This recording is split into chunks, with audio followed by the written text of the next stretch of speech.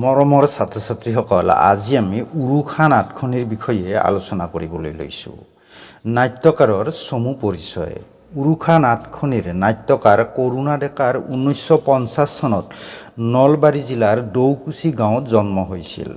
পিতৃৰ নাম আছিল দামোদৰ ডেকা। সৰুৰে পৰা কৰুণা ডেকাই উপজা ঘৰখনিত এটি সুন্দৰ আধ্যাত্মিক পৰিৱেশ লাভ কৰিছিল।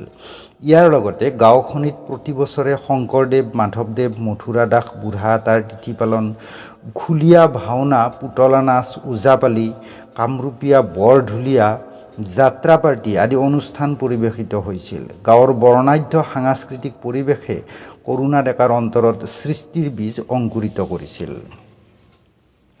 কৰুণা ডেকাৰ দ্বাৰা ৰচিত নাট কেইখনমান হ'ল উৰুখা, সূৰ্যোদয়, কবৰ, ঘৰাপাক, ইনফ্ৰাৰেডিঅস্কোপ, চং, শুনা শুনা সভাসদ, কৃষ্ণগুৰু, নিৰ্মল পৰ্ব, যদুকুল, শৰাইঘাট, অভিমন্যু বধ আদি।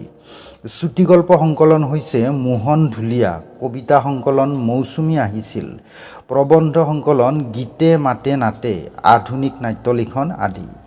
ইয়াৰ লগতে কৰুণা ডেকাই 25খন নাটক পৰিচালনা কৰিছে আৰু 21খন নাট, 2খন তথ্যচিত্ৰতো অভিনয় কৰিছে। অসম চৰকাৰৰ সাহিত্যিক পেঞ্চন, অসম চৰকাৰৰ নাট পাণ্ডুলিপি পুৰস্কাৰ, সাহিত্য বঁটা, ৰাষ্ট্ৰীয় পৰ্যায়ৰ নাট পাণ্ডুলিপি পুৰস্কাৰ, বসন্ত শইকীয়া নাট্য বঁটা আদি সন্মানেৰে সন্মানিত হৈছে। উৰুখা নাটখনিৰ শিৰোনামৰ তাৎপৰ্য। ঘৰৰ ছালৰ ফুটাৰে যেতিয়া পানী সৰকি আহি ঘৰৰ ভিতৰত পৰে, এই প্ৰাকৃতিক কাৰ্যটোক উৰুখা বোলে। অসমৰ মানুহে প্ৰকৃতিৰ পৰা পোৱা উলুখেৰ, কাঠ, বাঁহ, বেত আদি সংগ্ৰহ কৰি এটা সময়ত সুন্দৰ পজাঘৰ প্ৰস্তুত কৰি লৈছিল। ডাঠকৈ ছাল চেৱনি দিলে ৩-৪ বছৰ এখন ছাল ভালে থাকে। তাৰ পাছত নতুনকৈ উলুখেৰ আনি অসমীয়া মানুহে ছাল চেই লৈছিল। এই কামটো সহজ নহয়। গাঁৱৰ মানুহ বা আত্মীয় কুটুম্বক নিমন্ত্ৰণ জনাই ছাল চেৱনি দিছিল, নিমন্ত্ৰিতসকলক ভোজ ভাত খুৱাই। এই কাৰ্যৰ বাবে বিশেষ আয়োজন আৰু ধন বিতৰ খৰচ হৈছিল বাবে দুখীয়া মানুহে ইচ্ছা আৰু প্ৰয়োজন থাকিলেও ছালত চেৱনি দিব নোৱাৰে। ফলত বৰষুণ আহিলে ছাল উৰুখি পানী ঘৰৰ ভিতৰত পৰে। পুৰণি দিনত আজিৰ দৰে গৃহ নিৰ্মাণৰ বাবে কোনো চৰকাৰী সাহায্য দিয়া হোৱা নাছিল।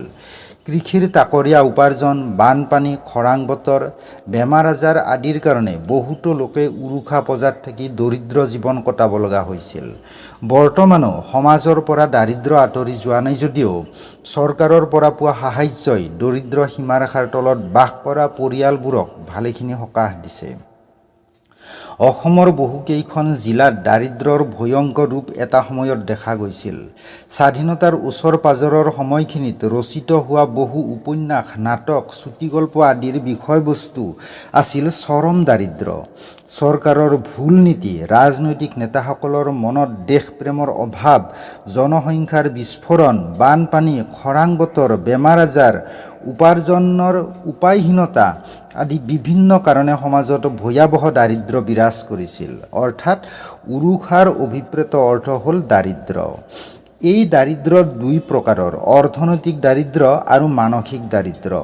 সংসাৰত সুকলমে মৰ্যাদাসহ স্বাভিমান ৰক্ষা কৰি চলিবলৈ হ'লে অৰ্থনৈতিক আৰু মানসিক দুয়োটি বিষয়তে সমান গুৰুত্ব দি সম্পদশালী হোৱাৰ প্ৰয়োজন। ভাৰতীয় তথা অসমীয়া সমাজৰ ধৰ্মীয় পৰিৱেশ অনুযায়ী সাধাৰণ মানুহে ধন উপাৰ্জনত গুৰুত্ব প্ৰদান কৰা নাছিল। পৰৱৰ্তী কালত পাশ্চাত্য বস্তুবাদী চিন্তা আদৰ্শৰ সংস্পৰ্শলৈ আহি ধন উপাৰ্জনত গুৰুত্ব দিয়া হ'ল যদিও মানসিক সম্পদ আহৰণৰ দিশটো উপেক্ষিত হ'বলৈ ধৰিলে। উৰুখা নাটখনিত ভাস্কৰ্য চিত্ৰশিল্পী প্ৰাঞ্জলে খোদিত কৰা এটি মূৰ্তিত এগৰাকী গাহৰিৰ মুখ থকা চুট টাই পৰিহিত ব্যক্তিয়ে ডিঙিত চিপ জৰি লৈ আত্মহত্যা কৰা দেখুওৱা হৈছে।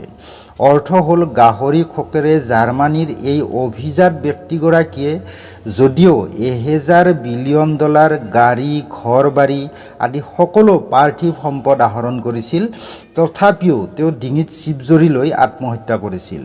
ইয়াৰ অৰ্থ হ'ল ব্যক্তিগৰাকী আছিল মানসিকভাৱে দৰিদ্ৰ, অৰ্থাৎ তেওঁৰ অন্তৰৰ পজাঘৰটো আছিল অতি দুৰ্বল, জৰাজীৰ্ণ, উৰুখা। আনফালে প্ৰাঞ্জল আৰু বনশ্ৰী দুয়ো শিল্পী। বনশ্ৰী প্ৰতিভাশালী নৃত্যশিল্পী আৰু প্ৰাঞ্জল হৈছে কবি, চিত্ৰশিল্পী আৰু ভাস্কৰ্য শিল্পী। অৰ্থাৎ মানসিক সম্পদত দুয়ো স্বামী স্ত্ৰী প্ৰচুৰ চহকী, পিছে অৰ্থনৈতিকভাৱে দুয়ো অতি দৰিদ্ৰ। জৰাজীৰ্ণ উৱলি যোৱা ছালৰ ধুমুহাৰ আঘাতত থৰ থৰকৈ কঁপি থকা, এজাক বৰষুণত ঘৰৰ কেইবাঠাইতো উৰুষা, দুবেলা দুসাঁজ নিশ্চিন্তভাৱে খাবলৈ নোপোৱা দুয়ো স্বামী স্ত্ৰী শেষ পৰ্যন্ত উপায়বিহীন হৈ বিবাহ বিচ্ছেদ কৰিবলৈ ওলাইছে। নিজৰ পত্নীক প্ৰশান্ত নামৰ এজন ধনাঢ্য ব্যক্তিৰ সৈতে বিয়া দি প্ৰাঞ্জলে পত্নী বনশ্ৰীক চৰম দাৰিদ্ৰৰ পৰা মুক্তি দিবলৈ ওলাইছে আৰু মানসিকভাৱে ভাঙি পৰিছে। তাৎপৰ্য হ'ল বস্তুগত অৰ্থনৈতিক দাৰিদ্ৰৰ বাবে বনশ্ৰী আৰু প্ৰাঞ্জল দুয়োৰে স্বাভিমানৰ মৃত্যু ঘটিবলৈ ওলাইছে। শেষ পৰ্যন্ত যেনিবা বনশ্ৰীয়ে এই বিয়া প্ৰত্যাখ্যান কৰি দৰিদ্ৰ স্বামী প্ৰাঞ্জলৰ সৈতে থকাৰ সিদ্ধান্ত ল'লে। তাৎপৰ্য হ'ল বস্তুবাদী ধন সম্পদক উপেক্ষা কৰাৰ বাবে মানসিকভাৱে সম্পদশালী হৈও প্ৰাঞ্জল আৰু বনশ্ৰীৰ মানসিক মৃত্যু ঘটিবলৈ ওলাইছিল। উৰুষা নাটখনিৰ কথাবস্তুৰ সৈতে ইয়াৰ শিৰোনামটি বিশেষ তাৎপৰ্যপূৰ্ণ আৰু প্ৰাসংগিক।